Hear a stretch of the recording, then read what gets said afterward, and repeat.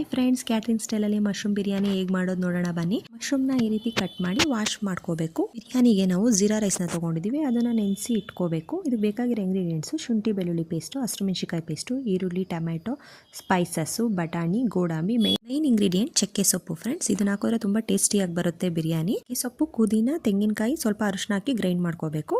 ಇಟ್ಟು ಆಯಿಲು, ತುಪ್ಪ ಹಾಕ್ಕೊಂಡು ಈರುಳ್ಳಿ, ಸ್ಪೈಸಸ್ಸು ಅದು ಸ್ವಲ್ಪ ಫ್ರೈ ಆದಮೇಲೆ ಗೋಡಂಬಿ ಹಾಕಿ ಮತ್ತು ಚಕ್ಕೆ ಸೊಪ್ಪು, ಪುದೀನ ಕಟ್ ಮಾಡಿ ಇಟ್ಕೊಂಡಿರೋದನ್ನ ಹಾಕಿ ಚೆನ್ನಾಗಿ ಬಾಡಿಸಿ, ಶುಂಠಿ ಬೆಳ್ಳುಳ್ಳಿ ಪೇಸ್ಟು, ಹಸಿಮೆಣಸಿಕಾಯಿ ಪೇಸ್ಟ್ನ ಹಾಕಿ ಮಿಕ್ಸ್ ಮಾಡಿ ಮಶ್ರೂಮ್ನ ಹಾಕ್ಕೊಂಡು ನೆಕ್ಸ್ಟು ರುಚಿಗೆ ತಕ್ಕಷ್ಟು ಉಪ್ಪು, ಟೊಮೆಟೊನ ಆ್ಯಡ್ ಮಾಡಿ, ಗರಂ ಮಸಾಲ, ಧನಿಯಾ ಪೌಡ್ರ್ ಹಾಕಿ ಮಿಕ್ಸ್ ಮಾಡಿ, ಬಟಾಣಿ ಚಕ್ಕೆ ಸೊಪ್ಪು, ಪುದೀನ ಗ್ರೈಂಡ್ ಮಾಡ್ಕೊಂಡಿರೋ ಪೇಸ್ಟ್ನ ಇದಕ್ಕೆ ಆ್ಯಡ್ ಮಾಡಬೇಕು.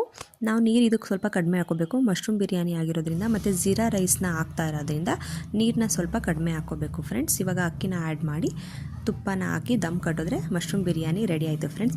ಟೇಸ್ಟಿಯಾಗಿ ಬಂದಿತ್ತು. ನೀವೊಂದು ಸಲ ಟ್ರೈ ಮಾಡಿ ಫ್ರೆಂಡ್ಸ್. ಈ ರೆಸಿಪಿ ಇಷ್ಟ ಆದರೆ ಪ್ಲೀಸ್ ಒಂದು like, share, comment and subscribe ಮಾಡಿ ಫ್ರೆಂಡ್ಸ್. ಬಾಯ್.